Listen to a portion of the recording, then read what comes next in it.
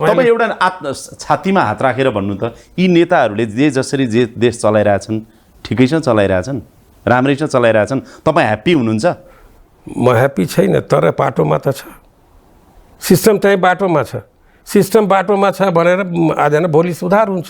यसरी बुझौँ त्यसो भए गणतन्त्रको विकल्प राजतन्त्र चाहिँ असम्भवै छ हो?